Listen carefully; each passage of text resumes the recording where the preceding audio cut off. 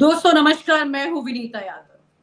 चुनाव से पहले अब जो एग्जिट पोल निकल कर आए, उन एग्जिट पोल को लेकर गठबंधन ने एक ऐसी तस्वीर सामने लाकर रख दी जो कि अब वाकई में आपकी आंखों को चौंका देगी, जो सच्चाई को सामने ऐसे लाकर रख देगी कि आपको भी यकीन हो जाएगा कि एग्जिट पोल कुछ भी नहीं है। शायद गठबंधन का विश्वास इस बार इतना ज्यादा पक्का है, मल्लिकार्जुन खड़गे ने भी गठबंधन की सीटों का गणित 295 बता दिया। ये 295 का जो गणित बताया गया है, आखिरकार उसकी वजह क्या है? और ये जो मीटिंग हुई है चुनाव के खत्म होते के साथ गठबंधन की, उसमें जो कैलकुलेशन किया गया है, सीट दर सीट का पूरा आकलन निकाला गया है, एक पूरा सेंटर बनाया गया है। जिस तरह से बीजेपी काम करती है, उसी तरह से गठबंधन ने इस बार ये काम किया है। अब यहाँ पर बीजेपी जो कि एग्जिट पोल के सहारे ये बता रही है कि वो 300 पार कर रही है। इसमें कोई दो राय नहीं कि बीजेपी मेजोरिटी वाली पार्टी होने वाली है, लेकिन यहाँ पर सारा खेल गणित का है। आपके देश में सरकार जो है वो मजबूत आ रही है, लेकिन उसके साथ विपक्ष कितना मजबूत आ रहा है, ये बड़ा सवाल है। अगर विपक्ष ज्यादा मजबूत आ रहा है तो ये आपके लिए गुड न्यूज है, और अगर सरकार बहुत ज्यादा मेजोरिटी से आ जाती है तो ये एक पॉलिटिकल पार्टी के लिए गुड न्यूज है। इसका डिफरेंस आपको समझना होगा। आज रात से ही बहुत कुछ ऐसा है जो कि कल सुबह तक बदल देगा तस्वीर को। आप इस बात को समझिए। इस वक्त राहुल गांधी ने भी अपने तमाम पार्टी के लोगों को, कार्यकर्ताओं को ये संदेश दे दिया है कि वो अब स्ट्रांग रूम पर नजर रखे। उनके वीडियोस इस तरह से बाहर आ चुके हैं, उनके लेटर ऐसे जारी हो चुके हैं कांग्रेस के, जो ये कहते हैं कि वो स्ट्रांग रूम पर नजर रखे और एक एक जगह चप्पे चप्पे पर उनके कार्यकर्ता मौजूद रहे। इस तरह के लेटर वो जारी कर रहे हैं। इसी के साथ साथ आपको बता दें कि समाजवादी पार्टी ने भी इस तरह के कुछ लेटर जारी किए हैं जो कि एग्जिट पोल को सच नहीं मानने की अपील कर रहे हैं। यानी कि कुल मिलाकर के एग्जिट पोल के इतर इन पॉलिटिकल पार्टीज ने अपना कैलकुलेशन बनाकर रखा हुआ है, और उस कैलकुलेशन को अगर आप देखते हैं तो यहाँ पर गठबंधन बहुत ज्यादा आश्वस्त है। सोनिया गांधी ने भी, जो कि अक्सर ऐसा नहीं बोलते हुए सामने आती हैं, उन्होंने बोला है कि वो सरकार बना रहे हैं। यानी कि सोनिया गांधी भी इस बार इस बात को लेकर आश्वस्त है। गठबंधन अपनी सीटों को लेकर आश्वस्त है और दूसरी तरफ बीजेपी अपनी सीटों को लेकर आश्वस्त दिखाई दे रही है। बीजेपी की हाँ में हाँ टीवी चैनल मिला रहे हैं, और गठबंधन जो है वो अपनी तमाम पार्टियों के साथ में एक आंकलन कर चुका है और ये बता रहा है कि ये रात आज की बहुत अहमियत रखने वाली रात है। ज्यादातर काउंटिंग सेंटर जो है वहां पर चप्पे चप्पे पर पॉलिटिकल पार्टी, विपक्ष की जो गठबंधन की पार्टी के लोग हैं, उनके कार्यकर्ता, उनके ब्लॉक अध्यक्ष जो हैं वो इस वक्त नजर रख रहे हैं। और इन्हीं ब्लॉक अध्यक्ष पर अब नजर रख रही है सिक्योरिटी। इन्हीं की पकड़ आज रात को इनकी धरपकड़ की जा रही है। कोशिश की जा रही है ज्यादा से ज्यादा इस तरह के नेताओं को पुलिस जो है वो अपनी नजर में, अपनी निगरानी में कहीं और रखे, ताकि कल सुबह तक जब नतीजे सामने घोषित होने शुरू हो जाते हैं, उस वक्त तक जितने भी लोग हैं वो ज्यादातर लोगों को इन्फ्लुएंस कर कर काउंटिंग सेंटर पर ना ला सके।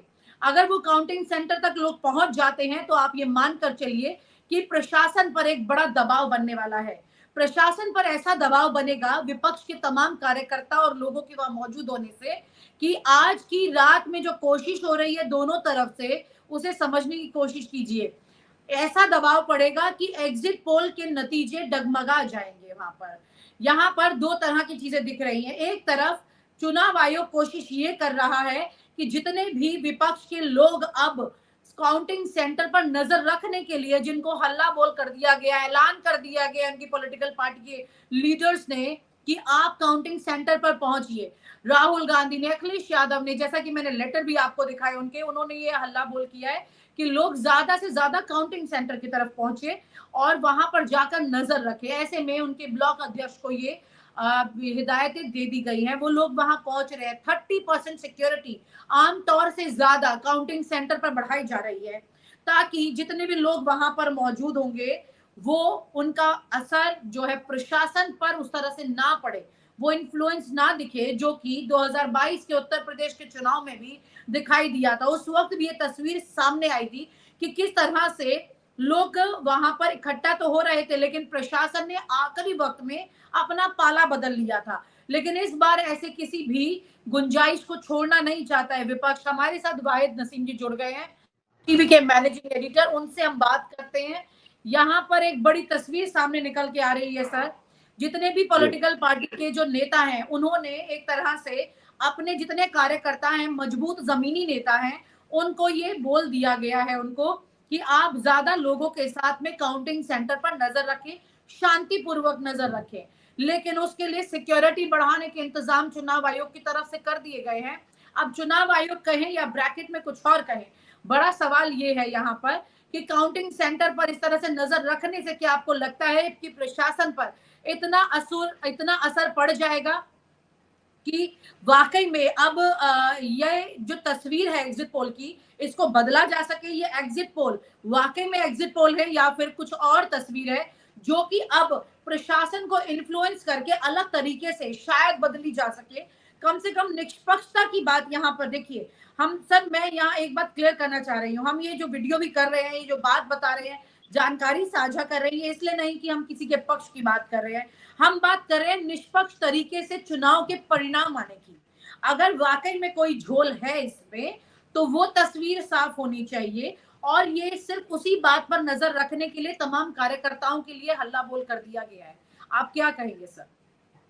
देखिए, मैं सहमत हूँ इस बात से, ये कि अगर वाकई कोई चुनाव में झोल नहीं है और कोई इस तरह का खतरा नहीं है कि कोई किसी तरह की कोई मैनिपुलेशन की जाने वाली है, तो शासन प्रशासन को भी इस बात की चिंता नहीं होनी चाहिए। अगर कोई अपने स्ट्रांग रूम पर नजर रखना चाहता है, तो ये पहले से होता आया है। जब बैलेट बॉक्स से भी इलेक्शन होते थे, तो जहां पर ये बॉक्स रखे जाते थे, वहां पर रात भर जो है, बल्कि कई कई दिन तक जो है लोग पहरा दिया करते थे, ड्यूटियां बदला करते थे। तो ऐसा होना मेरे ख्याल से पिछले कुछ दिनों से जरूर जो है वो कल्चर बदला था इलेक्शन का, कि शासन प्रशासन स्ट्रांग रूम से पब्लिक को, समर्थकों को या एजेंट्स को बहुत दूर रखते हैं, और इवन काउंटिंग के टाइम पर भी बहुत दूर रखा जाता रहा है। अब सवाल ये उठता है कि इस बार कई स्टेट ऐसे हैं जहां पर भारतीय जनता पार्टी की सरकार है, और कई स्टेट ऐसे भी हैं, या एक आध स्टेट मैं कह सकता हूं ऐसा भी है कि भारतीय जनता पार्टी की सरकार तो है, मगर यहाँ पर जो आचरण है वो आज ही रात को बहुत कुछ क्लियर करेगा, कि जब यहाँ स्ट्रांग रूम पर नजर रखने के लिए पब्लिक जाएगी, या एजेंट्स जाएंगे, या पॉलिटिशियंस जाएंगे, तो इसमें खास तौर से मैं राजस्थान में किसी तरह की उम्मीद नहीं करता हूँ, क्योंकि राजस्थान में वसुंधरा राजे को हटाकर अमित शाह जी और मोदी जी ने अपनी मर्जी से सीएम बनाया है, तो वो उन्हीं के अकॉर्डिंग चलेगा। और मध्य प्रदेश का भी यही हाल है, छत्तीसगढ़ का भी यही हाल है। अगर उत्तर प्रदेश की मैं बात करूं कि यहाँ प्रशासन किस तरह का बिहेव करता है, ये डिपेंड करेगा, इसमें थोड़ा बहुत इन्वॉल्वमेंट जो सर, है। सबसे बड़ा डैमेज जो है वो उत्तर प्रदेश से मिलने की बात की जा रही है। बाकी राज्यों के साथ साथ ये भी एक फेरिस्त में है। और अगर जी जी। यहाँ डैमेज होता है तो कहा जा रहा है कि इसकी भरपाई कहीं और नहीं हो पाएगी।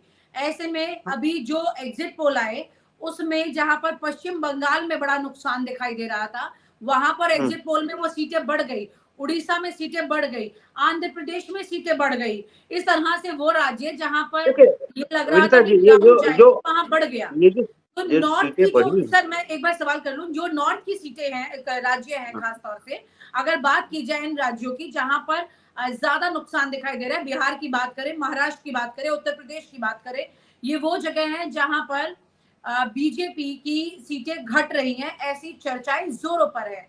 ऐसे में बिहार और उत्तर प्रदेश भी अगर इस तरह की रात भर की जुगाड़ का, इस जुगत का, नजर रखने की प्रक्रिया का सही काम कर गए, और जहां 10-20 हजार का गैप है, और वो सीटों को वो वहां पर डैमेज उल्टा बीजेपी को कर गए। क्योंकि मैं बार बार कहती हूँ कि अगर 150 सीटें गठबंधन की माने सरसरी तौर पे, क्योंकि एग्जिट पोल को भूल जाए एक मिनट, और 250 सीटें आप बीजेपी की मान भी लीजिए, तो भी जो 150 सीटों का आंकड़ा है जो फंस रहा है, वो आंकड़ा यहाँ पर पलट सकता है, या तो बीजेपी की तरफ या गठबंधन की तरफ।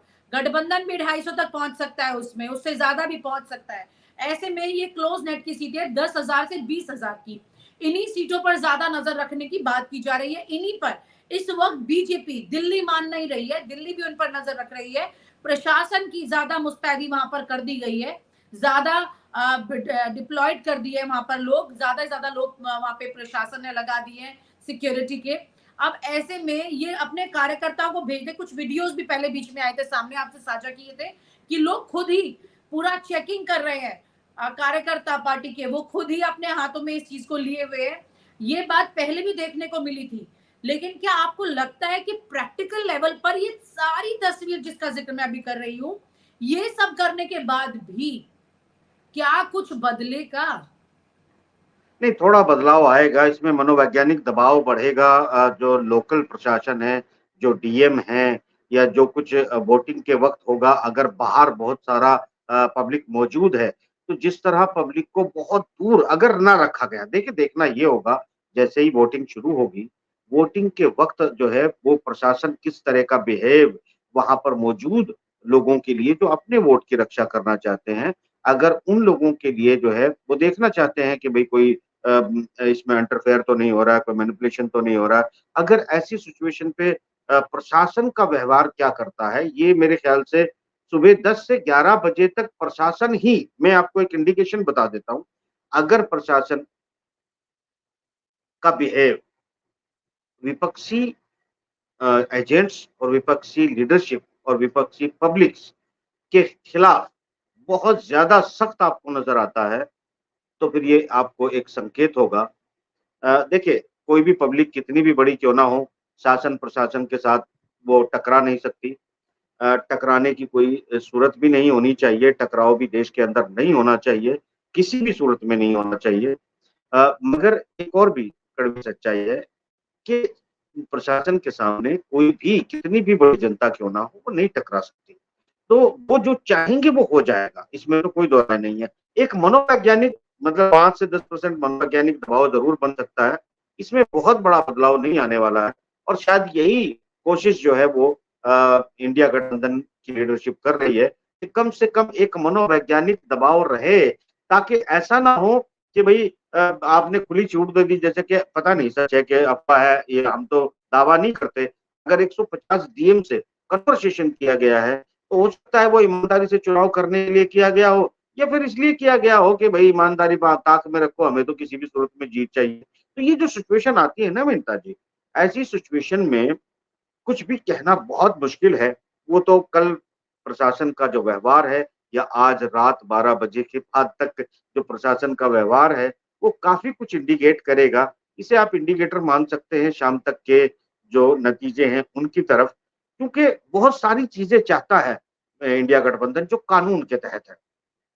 इंडिया गठबंधन जो दावे कर रहा है वो इस तरह के फोर्स भी कर रहा है कि जिस चरण के चुनाव आप काउंट कर लिए जाएं उसको उसकी उसकी जो एक रसीद बनती है वो आप डिक्लेरेशन जो है बना के दें कि ये राउंड इतना हो गया, डिक्लेरेशन हाथ में पकड़ाइए, फिर अगले जो है अब पेटियां खोलिए। तो वो जो मांग हो रही है, इन बातों को पिछले 10 सालों के अंदर कम से कम मैंने उत्तर प्रदेश और बिहार में देखा है कि जो प्रशासनिक अधिकारी हैं वो taken for granted low category और एक थ्रेट वाली जो पोजीशन होती है, ना कि देखिए ये एक जी, प्रशासन भी जिससे तनख्वाह ली जाती है, शासन यानी मैंने कई बार ये कहा है कि जनप्रतिनिधि जो जनता चुन के भेजती है, ये जनता का देश है। जनता लोकतंत्र हम इसी को कहते हैं कि हाँ, ये जनतंत्र जो जनता है, वो अपने देश के लिए अपने लोगों को रिप्रेजेंटेशन के तौर पर भेजती है विधायिका में और विधायिका जो है प्रशासनिक अमले से जवाब तलब करती है या फिर प्रशासनिक अमले को जो है कानूनी बेसिकली तो कानून बना के देती है और उस कानून पे प्रशासनिक अमले को काम करना होता है जिसकी व्याख्या के लिए हम जो है न्यायपालिका को रखते हैं।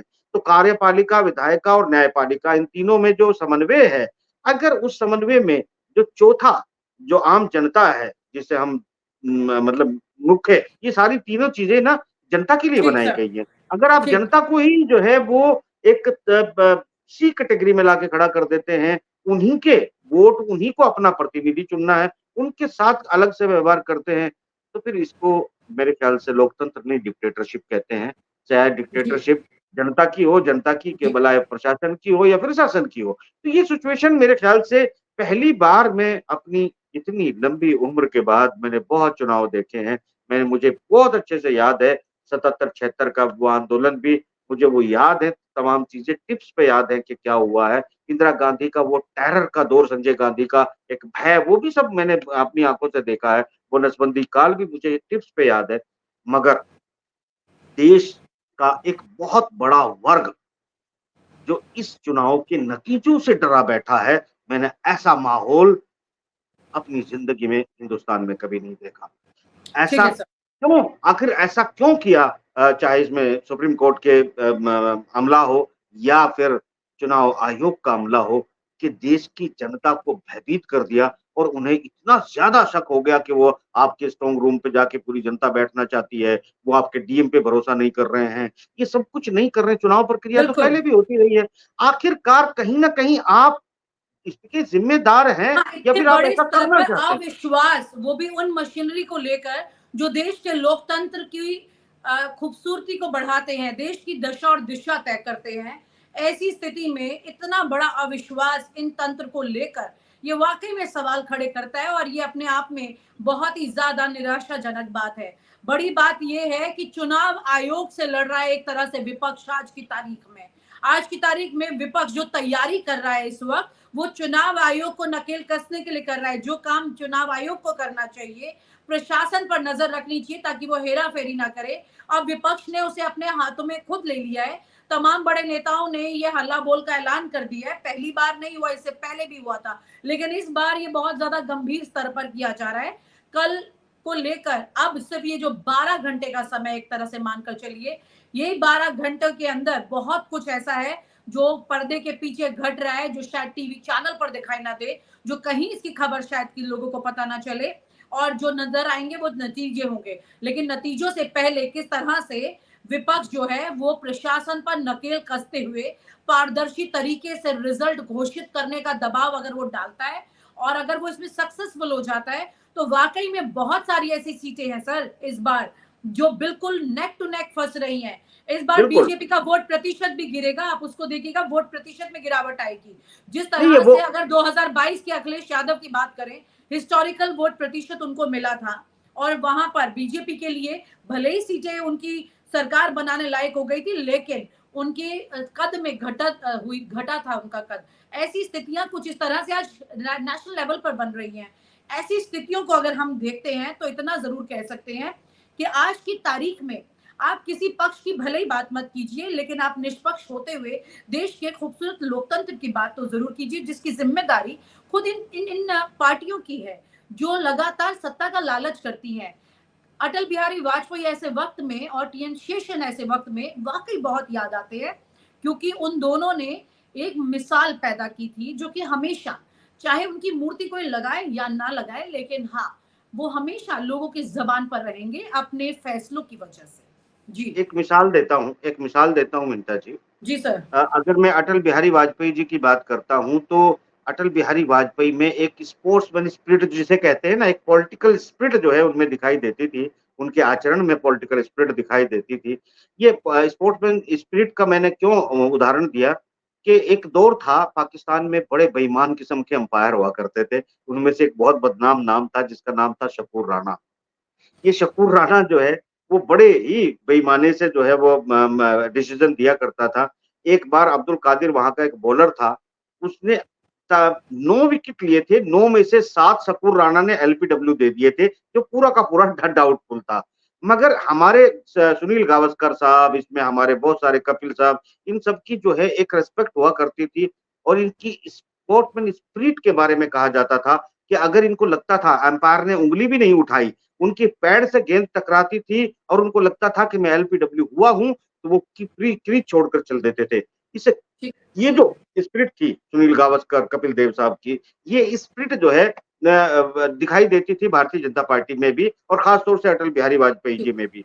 मगर ये शकूर राणा जो है अभी दिखाई दे रहा है, ये देश जो है शकूर राणा से डर गया है। शकूर राणा का दौर जिन लोगों को याद होगा जो क्रिकेट देखते हैं, शकूर राणा जब आता था वो विकेटों पे एम्पायरिंग करने के लिए, उसकी उंगली से पूरी दुनिया डरी होती थी कि पता नहीं भैया किस गेंद पे, सही पे, गलत पे, बाउंसर पे भी ये उंगली सर उठा देगा, इसका कोई भरोसा नहीं। इसी में एक बड़ा सवाल, एक तस्वीर निकल के आ रही है लगातार। हम्म। बीजेपी के जो नेता हैं वो हाँ सामने खड़े होकर ताली जरूर पीट ले जी। प्रधानमंत्री नरेंद्र मोदी के आगे, लेकिन अंदर ही अंदर इस बार वो कोई खुश नहीं है, उतने आश्वस्त नहीं है, चेहरों पर जो शिकन है वो जा नहीं रही है। इस देखिए बार खबरें ये भी हैं कि जितने भी नेता अगर सरकार बनी इनकी, तो जासूसी का दायरे से बाहर कोई नहीं रह पाएगा, एक एक नेता इस दायरे के अंदर आ जाएगा। कुल देखिए मिलाकर अगर के हाँ, सत्ता में रहकर सत्ता का सुख नहीं भोग पाएंगे, इस तरह की चिंता इनको सता रही है। पिछले 5 साल में क्या हुआ है? आप एक मंत्री का नाम बता दीजिए।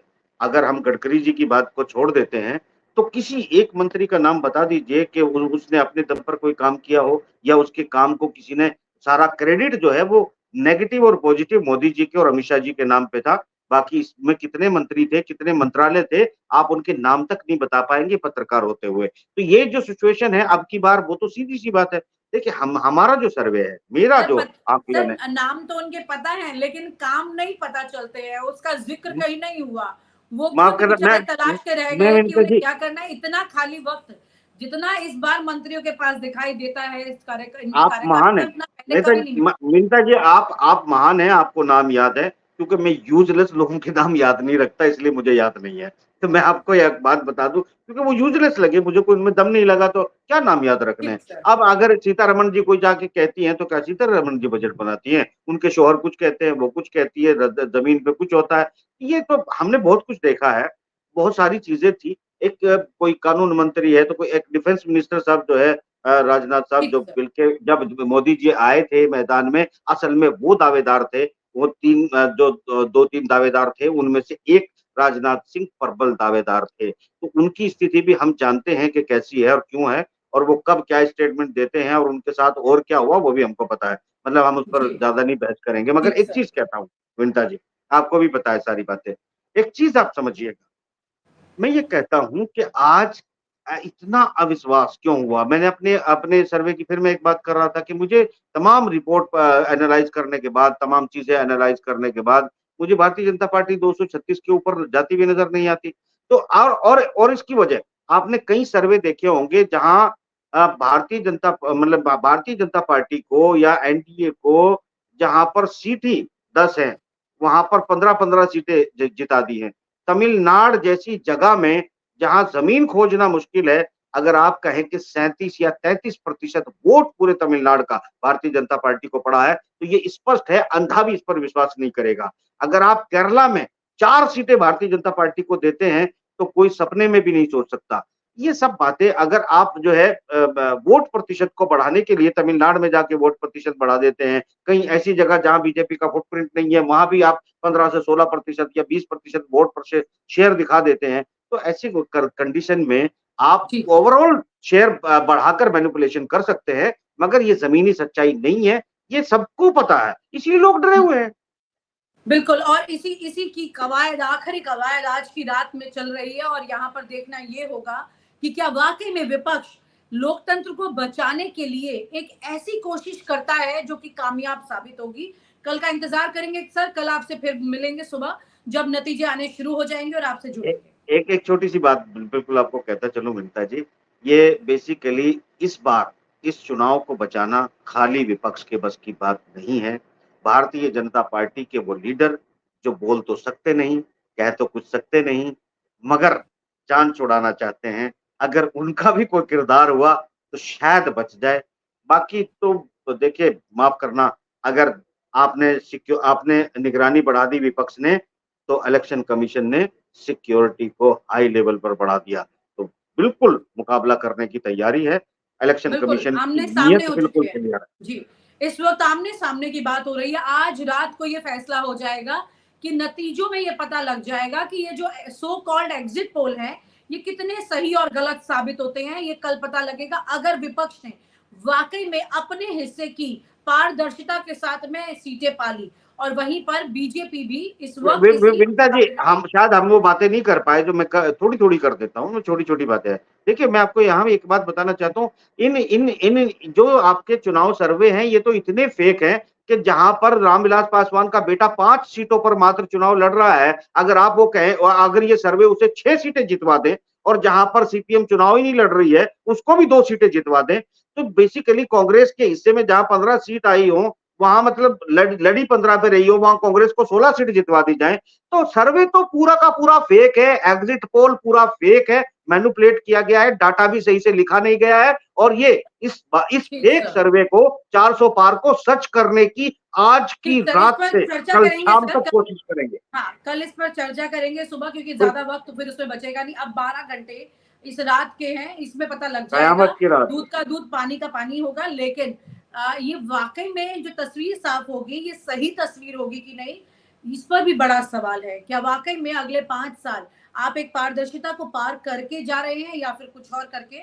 ये अंतरात्मा से 50 सवाल साल, खुद ही करना होगा। ये थैंक यू 50 सो साल मच का भारत होगा कल। Thank you sir, thank you sir. और आप हमसे जुड़े रहने के लिए सब्सक्राइब करें YouTube पर, फॉलो करें Twitter पर और